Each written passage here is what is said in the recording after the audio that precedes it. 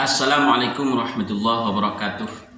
Alhamdulillah wassalatu wassalamu ala Rasulillah Muhammad ibn Abdillah wa la haula wa la quwata illa billah, amma ba'd.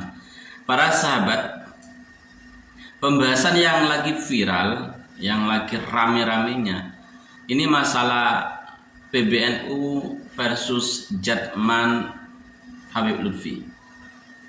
Digadang-gadang bahwa Jatman versi Habib Lutfi ya baru kali ini ada Jatman versi Habib Lutfi, karena permasalahan-permasalahan yang sudah sangat lama sekali sehingga ada Jatman versi Habib Lutfi. Jatman versi Habib Lutfi akan mengadakan muktamar Jatman di Pekalongan, di daerah di mana Habib Lutfi tinggal. Namun ini termasuk muktamar yang ilegal. Beberapa tokoh, beberapa doktor mengatakan ini adalah muktamar yang ilegal karena beberapa hal.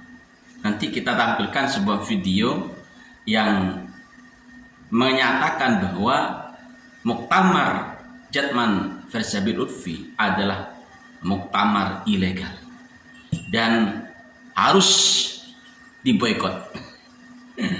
Oke para sahabat, selain daripada itu, begini sahabat, kita tahu bahwa Jatman ini kepanjangan dari Jam'iyah Ahli Thariqah,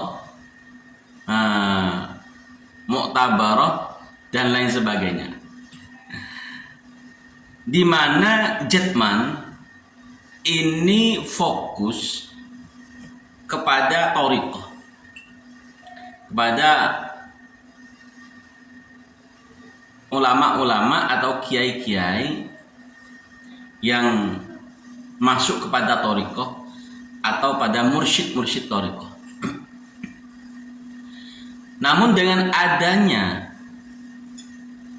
masalah di dalam Jatman, apalagi Jatman versi Habib Lutfi yang membangkang terhadap PBNU, seakan-akan ini sangat mengotori terhadap keadaan thariqah itu. Thariqah yang seharusnya menjadikan diri kita menjadi jalan untuk mendekatkan diri kita kepada Allah, lantas dikotori dengan adanya muktamar Jatman ilegal, pengambil alihan Jatman dari PBNU dan lain sebagainya, termasuk pembangkangan ketua thariqah Jatman versi Habib Lutfi ini. Dari beberapa hal tersebut, maka itu sangat disayangkan. Sangat disayangkan karena apa? Seharusnya thariqah menjadi sebuah sarana untuk mendekatkan diri kita kepada Allah, malah menjadi obok-obokan politik di dalam Jatman itu sendiri. Para sahabat, dengan keadaan yang seperti ini, dari awal seharusnya PBNU sudah memberikan arahan, memberikan saran, memberikan kritikan pedas kepada Jatman yang masa khidmatnya itu sudah selesai. Namun itu dibiarkan sehingga bergejolak, timbullah masalah ini. Jadi permasalahan ini baru ada di permasalahan Jatman ini baru ada di PBNU yang diketuai oleh Kiai Yahya Khalil Stakuf dan Rais Am Kiai Haji Miftahul Akhir. Dari dulu belum pernah ada bentrokan, apalagi pengambil alihan, terus pembangkangan dan lain-lain. Maka harus dibenahi juga yang di PBNU. PBNU benahi, setelah itu banom-banom dibenahi. Para sahabat, kita simak video yang akan kami tampilkan. Semoga dengan adanya video ini para sahabat bisa ikut berpikir apa yang seharusnya dilakukan oleh PBNU dan apa yang seharusnya dilakukan oleh kita sebagai warga nantinya. Surat edaran 004 dari Panitia Muktamar versi Jatman yang sudah memberikan edaran kepada seluruh idaroh wusto dan undangan yang lain yang akan mengadakan muktamar pada hari Ahad sampai hari Selasa tanggal 8 sampai tanggal 10 Desember 2024 di Kota Pekalongan. Ini menjadi sesuatu yang sangat menarik dan sesungguhnya landasan diselenggarakannya muktamar ini adalah dari dua persoalan yang dianggap oleh Jatman sebagai sesuatu yang tidak prosedural, yakni adanya pertemuan di Hotel Bumi Pekalongan pada tanggal 19 September 2024, ya, di mana di situ ada klarifikasi antara PBNU dengan Idaroh Wusto, walaupun ada juga dari Idaroh Aliyah yang datang, dan juga Idaroh Aliyah telah mengirimkan surat perpanjangan pada tahun 2023 ke PBNU, yang mana surat itu oleh PBNU tidak dianggap. Nah, inilah suasana yang sekarang semakin memanas, di mana antara Jatman, ya, Idaroh Aliyah Jatman dalam pimpinan Habib Lutfi ini tidak lagi mengindahkan kebijakan-kebijakan Nahdlatul Ulama sebagai induk organisasinya. Ya, padahal sebagai Banom, Jatman semestinya terikat dengan ketentuan pasal 18, ya, ayat 7 huruf A Anggaran Umum Tambang NU, dan itu diperkuat pada ketentuan pasal 2 Peraturan Dasar Jatman, di mana kepengurusan Jatman Idaroh Aliyah dipilih dan diangkat oleh Muktamar Jatman yang diselenggarakan 5 tahun sekali. Nah, ketentuan ini ya sesungguhnya menjadi satu patokan yang harus ditaati oleh Banom manapun. Nah, oleh karenanya, berdasarkan ketentuan yang ada, keabsahan Jatman ini sudah tidak lagi memiliki legal standing, ya. Karena apa? Karena Idaroh Aliyah